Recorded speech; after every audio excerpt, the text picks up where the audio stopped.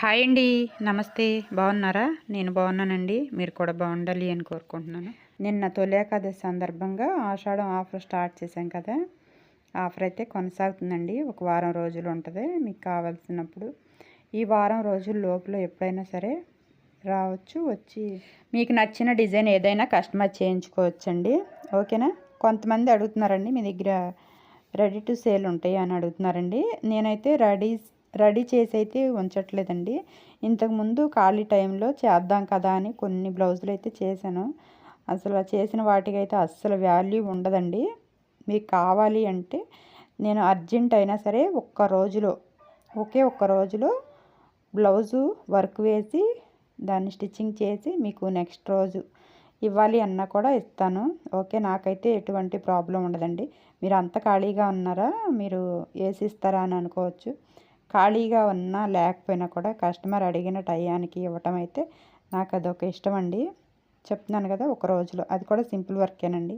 Heavy work అయితే ఇవ్వలేను. ఒక రోజులో బ్లౌజు వర్క్ వేసి స్టిచ్చింగ్ చేసి ఇవ్వాలి అంటే ఇస్తాను. ఓకేనా? అంతేగాని రెడీ టు సేల్ అయితే ఉండవండి.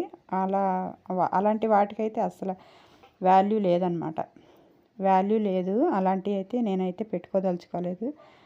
అలాంటి ఇదివరకు నేను కూడా కొన్ని చేశాను, కానీ ఖాళీ టైంలో వేసి ఇద్దాం కదా అని చేశాను. కానీ ఆ ఖాళీ టైంలో అలా వర్క్ వేసే కంటే మిషన్ కాస్త రెస్ట్ ఇవ్వటం బెటర్ అనిపించింది.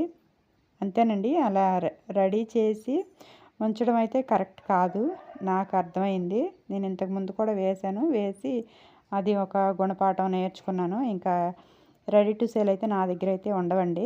మీకు కావాలంటే చెప్తున్నాను కదా, ఒక రోజులో వర్క్ వేసి స్టిచ్చింగ్ చేసి ఇవ్వాలి అన్నా కూడా సింపుల్ వర్క్ అయితే వేసి ఇస్తానండి, స్టిచ్చింగ్ చేసి. ఓకేనా? ఓకే అండి. నేనైతే ఇప్పుడు హడావిడిగా వర్క్ అయితే చేసేయాలి అని చెప్పి ఈ ఇంట్లో పని అయితే చేసేస్తున్నాను. 1, 2 అయితే ఆర్డర్ వచ్చినాయండి. ఇంకా అవి అయితే చేస్తూ ఉండాలి. అలాగే మనకైతే స్టిచ్చింగ్ చేయాల్సినవి అయితే ఒక 2 బ్లౌజులు ఉన్నాయి, అలాగే ఒక డ్రెస్ ఉంది. అవి కూడా చేసేసుకుంటా ఈరోజైతే ఒక బ్లౌజ్ అయితే వర్క్ వేద్దాం అనుకుంటున్నాను. నెక్స్ట్ రేపైతే ఊరు వెళ్దాం అనుకుంటున్నానండి. కొద్దిగా ఊరెళ్ళే పని పడింది. అలాంటి వాటికైతే వెళ్ళాలి, నాకు ఇష్టం అన్నమాట. ఏంటంటే రేపు శుక్రవారం కదా, మా ఊర్లో మా పుట్టింటి దగ్గర మా పుట్టింటి కులదైవం అన్నమాట. మా ఆడపడుచులందరూ, అంటే మా ఇంటి పేరుతో కులదైవం ఉంది కదా, ఆ కులదైవానికి సారే అయితే తీసుకెళ్తున్నామండి. మా ఇంటి ఆడపడుచులు అందరం కూడా ఎంతమంది అవుతారో తెలీదు. చాలా ఇళ్ళే ఉంటాయి. ఇదివరకు అయితే ఒక 70 ఇళ్ళు ఉండేవి. ఆ 70 ఇళ్ళల్లో ఒకళ్ళు ఉండొచ్చు, ఇద్దరు ఉండొచ్చు ఆడపిల్లలు. అట్లా ఎంతమంది అవుతారో తెలీదు. ఆడపడుచులు సారి అయితే చేస్తున్నారంట కులదైవానికి. ఇంకా కులదైవానికే కాకుండా ఇంకా మా ఊర్లో ఎన్ని గుళ్ళు అయితే ఉంటాయో అన్ని గుళ్ళల్లో అమ్మవార్లు ఉంటారు కదా. సపోజ్ రామాలయం ఉందనుకోండి, రామాలయంలో సీతమ్మ వారు ఉంటారు కదా, అలా సీతమ్మ వారికి తీసుకెళ్ళడం. ఇంకా వేరే గుళ్ళో శివాలయం ఉందనుకోండి, శివాలయంలో అమ్మవారు ఉంటారు కదా, ఆ అమ్మవారికి తీసుకెళ్ళటం. అట్లా ఊళ్ళో ఎన్ని గుళ్ళు అయితే ఉంటాయో అన్ని గుళ్ళల్లో అమ్మవార్లకైతే సారి అయితే ఇస్తున్నారంట. నాకు కబురు అయితే వచ్చిందండి. ఇంకా రేపైతే అటు వెళ్దాం అనుకుంటున్నాను.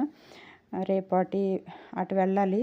ఈరోజు కొన్ని కంప్లీట్ చేయాల్సినవి అయితే ఉన్నాయండి, అవి చేసేస్తాను అన్నట్టు. నిన్న తొలి ఏకాదశి కదా, నిన్న తొలి ఏకాదశి సందర్భంగా మా ఊర్లో మండపంలో, ఒక కళ్యాణ మండపంలోకి అయితే చాగంటి కోటేశ్వరరావు గారు వచ్చారండి. ఆయన ప్రవచనాలు వింటూ ఉంటాను నేను, నాకు ఇష్టమే. ఆయన ఒక్కొక్క బంధాన్ని గురించి చెప్తారు.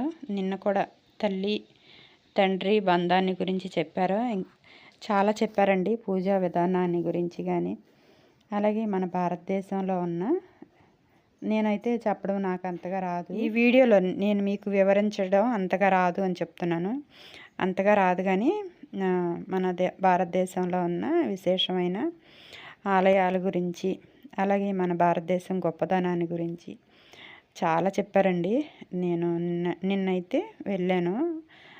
జనాలైతే మాత్రం ఖాళీ లేకుండా వచ్చారండి. చుట్టుపక్కల ఊళ్ళ నుంచి కూడా వచ్చారనమాట.